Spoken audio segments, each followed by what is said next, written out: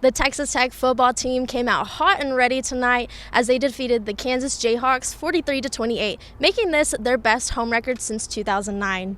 Coach McGuire talked about how he had multiple players step up to the plate tonight and how his players are not afraid to be selfless. The one guy that did lead us in rushing was Tyler. I thought he did such a great job. Whenever things were covered down, he got vertical and converted, especially early in the first half. He converted some first downs with his feet, and that was huge to keep us ahead of the sticks. But we felt like you had Roderick at 68, and you had Cameron at 66, and then you had Taj at 58, and really, really good effort by those three guys, and really all three of them now with Cameron, but they're unselfish. They don't matter who's in the game. They're cheering for each other. They're up right there paying attention, and I'm proud of him the way he ran the ball tonight. Yeah, I mean, that's just a testament to how well the O-line played, and then how confident I am in the running backs. We probably have the best running back room in the whole nation, just because of how talented they are, how smart they are. So, I feel confident handing off. I mean, sometimes there was some dirty, gritty yards that we needed to get, and they got them, and they popped it. And then my runs, obviously some scramble, some design on the short yardage. So I was really proud of them. I mean, really, it's just the same thing that Coach McGuire is preaching is what's next. This week doesn't matter going forward because we still have 2 more wins that left and 2 more regular season games. But next week we got Iowa State, and they're the best defense in the conference right now. So, but we welcome a challenge. We want to step up to the plate and especially go in their place and get it done. So I think that's what we're going to be focused on. Recorrecting our mistakes from today, and watching film going forward just to prepare for them. Now the Red Raiders only need one more win to become bowl eligible. Next, they will head on the road to Ames, Iowa, where they face the Iowa State Cyclones, who quite arguably have the best defense in the Big 12. Signing off from Jones A&T Stadium, I'm kaelea.pena. With the latest Dallas Cowboys coverage, this is Silver Star Nation, sponsored by United Supermarkets. Happy Sunday, everyone, and welcome to your Cable K Sports Connection. I'm kaelea.pena. Continuing their winning streak, the Dallas Cowboys had a nail-biter game as they took home the 27-23 win over the Houston Texans earlier today. The Cowboys struggled to get past the Texan defense, giving the Texans a chance to build their lead going into the half. In the second half, the Cowboys are finally able to break some of their sloppiness. Dak Prescott threw 2 interceptions and was sacked once, but he ended up being the reason the Cowboys won the game. He led them on an 11-play, 98-yard touchdown drive with less than a minute left to play. The Cowboys move on to 10-3 as they head on the road to face the Jaguars next Sunday. This is KLBK's Kansas City Football Focus, sponsored by Nissan.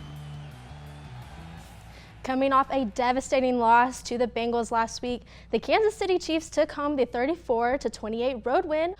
Offense and defense for the Chiefs started off strong as Patrick Mahomes connected with Jerick McKinnon, taking it 56 yards to give the Chiefs a 13-0 lead. McKinnon will do it again later on, extending their lead to 20. On the other side of the ball, the defense held the Broncos to a no score until the second quarter, which gave the Broncos some momentum on their side going into the half. The Broncos would then continue to score and eventually lose their starting quarterback, Russell Wilson, to an injury. The Chiefs would extend their dominance over the Broncos with their consecutive 14th win over them. The Chiefs advance to 10-3 and will head on the road to face the Houston Texans next Sunday. We'll finish it off by heading back into the 806 as the Texas Tech men's basketball team looks to extend a 26-game home winning streak as they host Eastern Washington Tuesday at the USA. The Red Raiders are coming off a shaky 78-71 win, with Pop Isaacs finishing off with a career high of 24 points and Kevin O'Banner with 20. Head coach Mark Adams says a few changes needed to be made before taking on their next opponent and before conference play begins in just 20 short days. We've made a few changes, and but this was a different type team that there was in the passing lanes, and we haven't really played against somebody that was this aggressive and gambled a lot and made it tough to get in our offense. So we made some progress. We had to kind of go back in our bag of tricks and pull out a few things to spread the floor a little bit and take advantage of their over helping and especially we did that late, just to spread it and then try to drive them because we had them in foul trouble. That is all we have for sports with KLBK. I'm kaelea.pena. Lauren, back to you. The Texas Tech volleyball team just fell to the #1 Texas Longhorns 3-0 for their third conference game. The team started off slow but finally found their rhythm. The third was a battle back and forth as the Red Raiders were fighting for another set. A new attendance record was set and Kenneth Sawyer got her 9th double-double. Unfortunately, the Red Raiders lost, but Coach Greystone talked about the resilience his team has. We've been in this spot before. We were down 0-2 in 2 of our last 3 wins and fought back and came back and had a reverse sweep. So we understand it's not over till it's over, and we have some confidence in ourselves. And it's really just finding one thing to flip, and you turn a close set into a win, and then you start rolling from there. And so, this team was never going to quit. We were always going to be there for the fight. And like I said, I'm just happy to see us take care of our side much, much better as it went on. The team will now head on the road to face TCU on October 8th. From the United Supermarkets Arena, I'm kaelea.pena. Hello everyone and happy Thursday. Welcome into your KLBK Sports Connection. Like Coach Gerlich just said, in life you have to keep fighting, and that is exactly what the Texas Tech Lady Raiders did last night, defeating West Virginia in double overtime. The Lady Raiders never gave up in the first half. Texas Tech would trail at one point by 17 points. However, one senior helped lead that fight coming out of the halftime huddle, who was Katie Farrell, who had her second straight game scoring in double figures, but also had the play of the game, forcing a jump ball with 10 seconds to go into double overtime to set up the inbounds play to have Riley McKinney score with 1.2 seconds left to win the game. Some other high school girls hoops action, final scores that happened earlier today. In TAP's 2A state championship game, All Saints Lady Patriots would fall to #1 ranked Hallettsville Sacred Heart, 59-37. The Lady Patriots would finish their tremendous season 27-2 overall. More high school girls hoop action as the Monterey Lady Plainsmen left earlier this morning for Wichita Falls for the girls 5A regional tournament. The Lady Plainsmen will face Mansfield Timberview at 4 p.m. tomorrow night. Make sure you tune in to your KLBK Sports Connection tonight as we got the chance to catch up with head coach Jill Schneider about tomorrow's game. Well, the Denver Broncos are calling on a former Texas Tech signal caller to fix the team's woes on offense last year, as Davis Webb was hired as the team's new quarterback coach. At just 28 years old, he wrapped up his playing days this past season and is the latest to join Sean Payton's coaching staff in Denver. And that is all for your KLBK Sports Connection. More KLBK news at 10 coming up after the break. Hello everyone and welcome back to your KLBK Sports Connection, and also welcome back for Week 8 of Texas high school football. I am here at Lowry Field where the Coronado Mustangs are gearing up to host the Amarillo Sandies for a highly anticipated district matchup. Now the Mustangs are looking for their first district win, but they are also looking for their first win in about 7 weeks. Their last win was on this very field against the Friendship Tigers, so you can say it has been a tough handful of weeks for the Mustangs. Despite what the Mustangs record says on paper, you wouldn't believe that they are just 1-5 in the season based on the outcomes of the past 5 games. Despite the Mustangs' loss to Caprock a couple weeks back, they are just 5 scores away from being 5-1, which proves how much this team fights until the very end, but have drawn the short end of the stick over the past couple of weeks. Now, heading into tonight's matchup, both Coronado and Amarillo have their back up against the wall, as the winner of this game will keep their playoff dreams alive in a very tough district. Some keys to tonight will be the Coronado Mustangs offense and being able to seal the game for them, led by quarterback Jet Carroll, who has a golden arm throwing over 1,300 yards and 12 touchdowns. He's very smooth in the air and also in the pocket, but tonight we could see him use his feet as he can run as well. Overall, the Mustangs need to come out and fight from the very first snap and prove that they still belong in the conversation for playoffs. I think we're real dangerous, and I think opposing teams think we're dangerous. I think they understand This is still Coronado. We're the defending district champions, and that's the way we feel each and every week. We go in with the mindset that we can beat anybody, and we still feel that way. We think we can get in the playoffs, and we think we can make a run at it, and that's just the way we feel. We feel like we could easily be 6-0 right now. Now sticking with District 1 5A here, the team that edged out Coronado about 2 weeks ago is back home tomorrow night as the Lubbock Cooper Pirates welcome Abilene High. The Pirates are 2-0 in district play and have been treating every opportunity like it's their last because every district game matters when you think of the playoff perspective.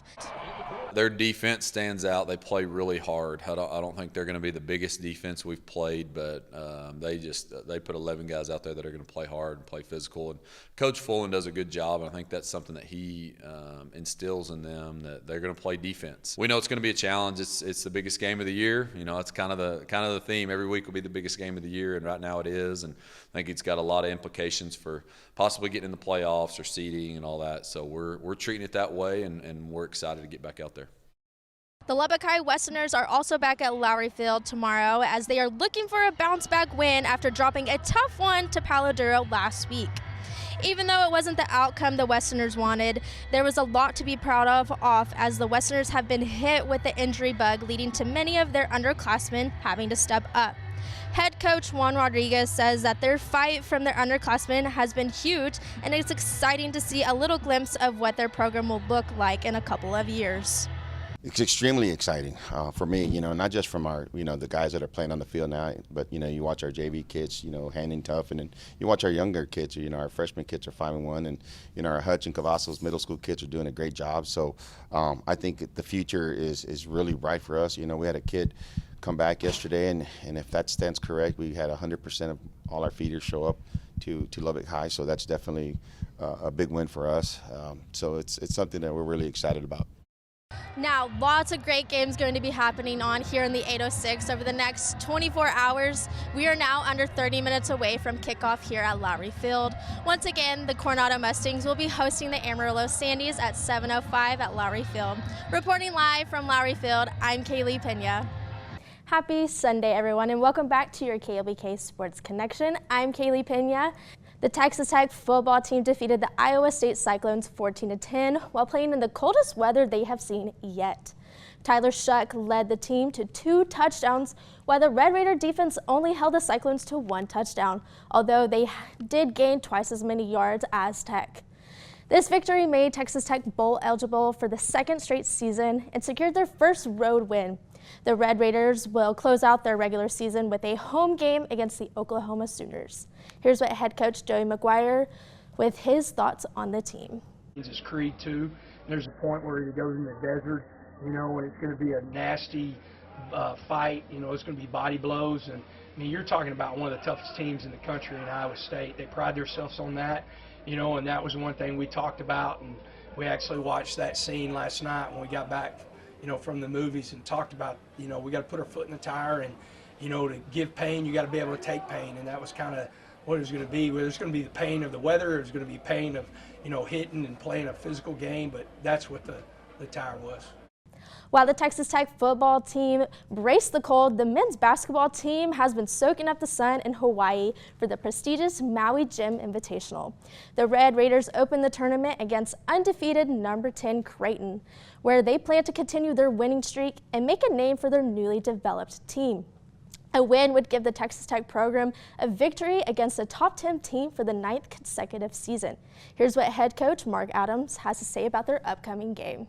It's going to be a great experience for our players. It took 5 years for us to get in. This is one of the most popular pre-conference tournaments in the country. Great teams here, and so something we've all been looking forward to for many years. And this team gets to experience it firsthand. Palm trees and beautiful weather, and as you can imagine, the ocean front, and we've just got a great location next to the beach. So it's going to be an experience these guys will remember for the rest of their life. There's no doubt that both of these Tech teams are hungry to bring home Red Raider pride back to Lubbock. That's all for sports with KLBK. I'm Kaelea.Pena. Lauren, back to you. The Texas Tech softball team kicks off their fall schedule here in the next week under new head coach Craig Snyder. Earlier today, Coach Snyder talked about the brand he is building here in Lubbock, and that starts this October. One thing you will know about Texas Tech softball is we're going to be gritty. We're going to be blue collar. We're going to work hard. We're going to swing the bats. We're going to be aggressive. Defensively, we're going to be sound, and we're going to pitch the ball exceptionally well in the circle. Yeah, I think that's a work in progress. I mean, we've had tons of coaching changes. We've had new players, transfers, and everything come in. We really didn't know who we were, but we do know that we work hard. We do know that this is family, and we know that at the end of the day, like no matter what happens on the field, that we have each other. So I think the identity of the team will come when we play together. The Red Raiders will kick off their fall schedule against the New Mexico Lobos on October 9th. From Rocky Johnson Field, I'm kaelea.pena.